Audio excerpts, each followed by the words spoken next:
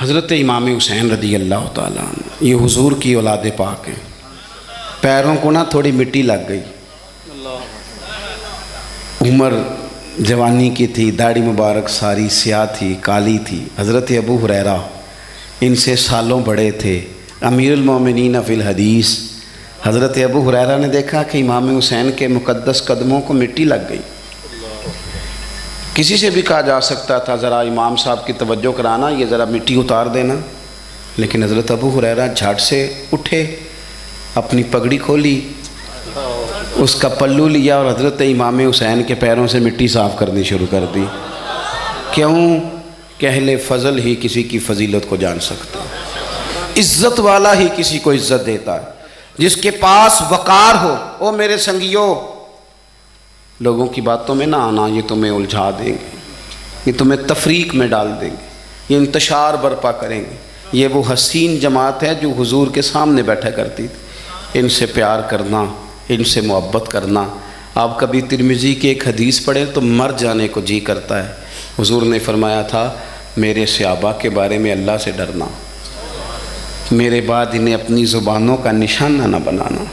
کاش کوئی ان جملوں کا درد سمجھ سکے. فرمایا رب سے ڈرنا، اور کریم فرمانے لگے جس نے ان سے محبت کی میری محبت کی وجہ سے محبت کی، اور جس نے ان سے عداوت رکھی میری وجہ سے رکھی. کبھی بھی کسی میں، اور جو حضور کی اولاد ہے. صحابہ کرام نے ایک جگہ کچھ نذرانہ جمع کیا اور جمع کر کے کہا کہ حضور کی بارگاہ میں پیش کرنا ہے. اخراجات بہت زیادہ ہیں اور ظاہری وسائل اس ترتیب سے نہیں ہیں. یہ نذرانہ ہر مہینے پیش کرنا ہے. جب وہ لے کے حضور کی بارگاہ میں گئے نا تو اللہ نے قرآن نازل کر دیا. فرمایا محبوب ان سے کہہ دو لا اسألکم علیہ اجرا، میں تبلیغ دین پر تم سے کوئی اجر نہیں مانگتا. الا المودۃ فی القربى، بس میرے قریبیوں سے پیار کرتے رہنا، میرے قریبیوں سے محبت کرنا، پیار کرنا قریبیوں سے.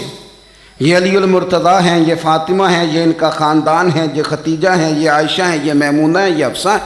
ان سے پیار کرنا، میرے قریبیوں سے محبت کرنا. ہمارے دلوں میں حضور کی اولاد کا پیار ہونا چاہیے، طبیعتوں میں احترام ہونا چاہیے. ہمارا مزاج، ہمارا دل ان کے لیے دھڑکنا چاہیے. ہمارے لہجے، ہمارے انداز ہمیشہ ان کے حق میں نرم ہونے چاہیے. میں کہہ چکا ہوں سید کا صرف عقیدہ ٹھیک ہونا شرط ہے، باقی آپ تحقیق اور تفتیش میں نہ پڑیں، وہ جانے رب جانے. آپ کوشش فرمائیں ہماری اولادیں، ہم خود اور اہل فضل کا ادب کبھی نہ چھوڑیں. دوسری بات آپ سے یہ عرض کرنی ہے، اس کو اچھی طرح سمجھ لیں کہ قومیں اپنے اسلاف سے بڑی ہوتی ہیں ہمیشہ. بڑا ہم ہوتا ہی وہ ہے جس کا کوئی بڑا ہوتا ہے، جس کا کوئی بڑا نہیں ہوتا وہ کبھی بھی بڑا. یہ کچھ عرصے سے ٹرینڈ چلا ہے، اگرچہ یہ درست نہیں ہے. آپ کسی سنار کی دکان پہ جائیں تو اس نے اپنے پیچھے نا اپنے والد صاحب کی اور دادا کی فوٹو لگائی ہوتی ہے. حکیم کی دکان پہ چلے جائیں، کپڑے والی دکان پہ چلے جائیں تو اس نے پیچھے اپنے دادا کی، والد کی فوٹو لگائی ہوتی ہے. اگرچہ یہ درست نہیں، تصویریں نہیں لگانی چاہیے. تصویریں ان کے کیا، پیروں کی بھی نہیں لگانی چاہیے. جہاں تصویر ہوتی ہے وہاں نماز کیسے پڑھی جائے گی؟ فرشتہ رحمت کا نہیں آئے گا. یہ تو اب ایک ضرورت بن گئی. تو اب ضرورت کیا، اب تو خیر نفسیاتی مسئلہ بن گیا ہمارا. یہ نفسیاتی مسئلہ ہے، یعنی سلام بعد میں فوٹو پہلے. یعنی سیانے سیانے لوگ، اور یہ ہمیں ایسے کھیل تماشے میں لگایا گیا ہے کہ میں ڈھیر سارے لوگوں پر غور کرتا ہوں، پھر ان کے لیے دعا کرتا ہوں کہ یا اللہ ان کی مدد فرما. یعنی اس طرح کی حالت ہے کہ وہ زندہ ہی موبائل کے اندر ہے. ہر چیز ہی. مجھ سے ایک دفعہ ایک صاحب نے پوچھا مولوی آج کل بڑے لڑ رہے ہیں. میں نے کہا وہ 4-5 ہے جن کو آپ موبائل پہ دیکھتے ہیں. آپ میرے ساتھ آئیں، میں آپ کو 20 اور سینکڑوں شیخ الحدیث بتاتا ہوں جو سکون سے بیٹھ کر رسول اللہ کا دین پڑھا رہے ہیں. تو آپ مسئلہ صرف یہ ہے کہ ہم نے کل زندگی وہ سمجھ لی ہے جو موبائل کے اندر ہے. بہرحال وہ تصویر لگائی ہوتی ہے سنار نے بھی اور حکیم نے بھی اور ڈاکٹر نے بھی اور بہت سارے لوگوں نے کہ جناب اب یہ جو تصویر لگاتے ہیں تو اس کے پیچھے پوری حکمت ہوتی ہے.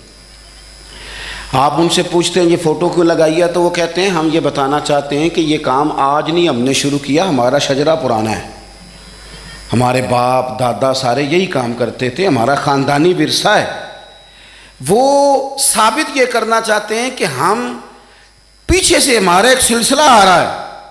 ساری دنیا اپنے اکابرین کو، اسلاف کو، بڑوں کو ان کے زور پر بڑا ہونا چاہتی ہے. یہاں کچھ لوگ ایسے آئے ہیں جن کے نزدیک معاذ اللہ صحابہ ہی ٹھیک نہیں تھے، اہل بیت ہی ٹھیک نہیں تھے. آپ اپنی سند کیسے مضبوط کریں گے؟ اگر وہ اولین جو حضور کے سامنے بیٹھتے تھے وہی ٹھیک نہیں تھے تو پھر ان سے ہو کے جو دین آگے آیا اس کو تم کیسے ٹھیک مانو؟ ساری چیزوں کو مشکوک کرنا چاہتے ہیں. ہمارے بزرگوں نے، امام بخاری نے، امام مسلم نے محنت کر کے حدیثیں تلاش کی، اصول بیان کیے کہ یہ حدیث صحیح ہے، متواتر ہے، حسن ہے، ضعیف ہے، کیا ہے، اس کے اصول اور قاعدے بیان کیے.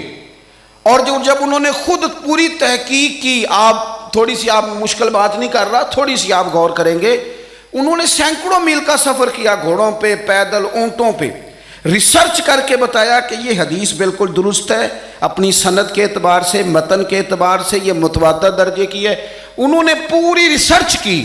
پھر غور کریں کیا کہہ رہا ہوں، جب پوری تحقیق کر لی تھی تو پھر انہیں کہنا چاہیے تھا نا یہ نبی پاک نے فرمایا ہے، کہنا چاہیے تھا نا کہ یہ حضور نے فرمایا، ہماری تحقیق ہے، حدیث درست ہے.